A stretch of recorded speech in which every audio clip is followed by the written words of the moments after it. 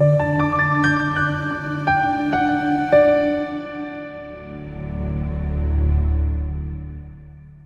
ngomukele kwi-channel igama uPhasonike sibuya ngokuyithoba siyaxolisa kakhulu ekubona bonke abantu singakwazi ukuyakubona kodwa ke inombolo yami ngiyayishiya egcineni kuyona yonke ivideo engiyifakayo la ukuthi umuntu uma ngingekho ku YouTube yakwazi ukuthi engifonele kuyona angifonele angibuze ngimphendule mangibhizi ngisho ukuthi ngibhizi ngizobuya kuwena noma ke abuye kumina lithi bayakwenza njalo abantu bayakwazi ukubesizakala abangifonelayo bakwethu ngoba ngiyakwazi ukuthi ama calls schedule ngendlela efanele ukuthi mangibhizi ngithetha ayifona ntambama futhi ntambama nginayo itime la do call them back those people asuke bemfonele mhlawumbe earlier on ngibachazele they can attest on that. Namhlanje ngisikhulume ngamaphupho sikhulume ngombala la ophephuli ontsomi ukuthi umbala ophephuli ngesizulu kuthiwa umbala ontsomi noma umbala obele. iBhayibheli uchaza nje umbala obaluleke kakhulu futhi umbala wekhethelo ogqoka abantu abangamakhosi abantu abacaphuna kusali abantu abasegwineni ephezulu. So uma kungenzeka kube ukuthi uphupha la ubona ugqoka noma ugqokiswa ingubo ezintsomi futhi zikufanele noma ke uzizwa kahle kuzona uphawu loluhle kakhulu olungamela ke isikhundla esiphakeme empilweni kahle kusithole noma ke okungasho ukuthi uzophakanyiswa ngokamoya futhi kungenzeka uzophakama ngokwempilo ngenxa ke mhlawumbe yegalelo noma neqhaza lakho lokusebenza kanzima futhi ngaphinde kusho ukuthi ngenzeka uthola umvuzo ungalindele noma uzothola ukuhlonishwa. Hamba ufunda kaBehluleli 8:26 la khona lithi isisindo samasongo egolide awacelayo sasingamashekeli ayi-17 namakhulu ayi-7 ngaphandle kwemihlobiso yilenge nengubo ezibende eziqoka ke amakhosi akwaMidiyani namaketanga aseyintanyeni zamakamela awo. Kanti ke sikhulumela uma uphupha ukugqokiswa ingubo ezinombala ontsomi ngaphandle kwemvume yakho futhi zingakufanele uphawu lolu olungeluhle olubi nolungasho ukuba ngenhlekisa lokwenziwa ayihlaya emphakathini.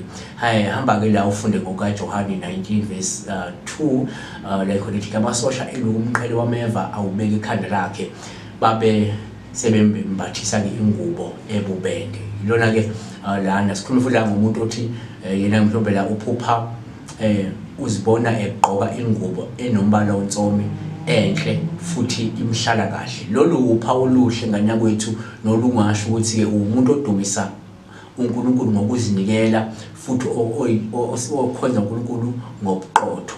Lithi ke iBhayibheli laphana ke Izenzo 16:14 omunye walabo ababelalele kwakungowesifazane waseThiyatira ogama lakhe lalinguLidiya engumthengisi wendwangu ebubende wayengumkhulekeli kaNkulunkulu. Inkosi yavula inhliziyo yakho kuba ke asabele ezwini lika Phawula.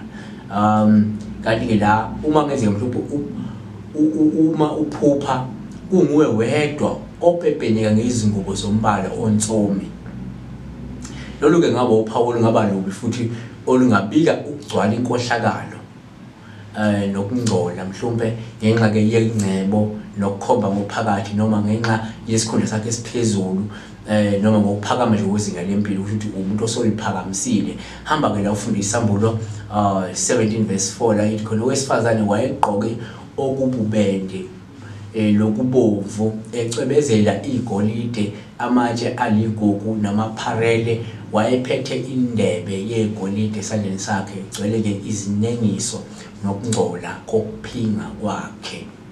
Kanti ke la uma ngenzeka kube ukuthi uphupha ubona umuntu noma abantu begqoka izingubo zombala lo ontsomi wena wedwa ungayigqokile kuyibo bodwa nje abazigqokile wena uphakathi nabo lo Phawu olungalubi lolungaxwayisa mhlawumbe ukuthi ke komele ukuthi uqaphele labo bantu labo noma uqaphele abantu abaphezulu noma abangabaholi abangase ke bakukhohlise noma bakuyekele ke ophathi. Incwadi siyithola la ukwesekela kwesikushoyo uLuka 20:46 uthi ke xwayana abefundisi bomthetho bathanda ukuhamba bembethe izingubo ezikhazimulayo nokubingelela esigcaweni nokuba ke nesihlalo esiphambili emasenagogweni nezindawo ezihloniphekile edilini. Asibambe la sokwazi sibe siqhubeke sibheke eminye imbala nawe kodwa uma unawo umbala ofuna mhlawumbe siubheke ukuthi hayi ake sibheke lo mbala lokuthi mhlawumbe wena ungasho ukuthini ungakwazi ukuthi usitshele sibe siyawubheka besibheka la umbala opurple umbala ontsomi umbala obende ngolika Mageba umbala opurple ngolika George umbala ontsomi noma umbala obende ngolika Mageba. Siyabonga uNkulunkulu enibusise. Inamba yami ngikhona egcineni ngakwazi ukuthi ngifonele sixoxe ngibuze ngibuza bona iyasebenza inamba yami 24/7 but nawe uyazi ukuthi ngeke uphele ufone ngo 12 ebusuku lapho ngibusuku. Siyabonga.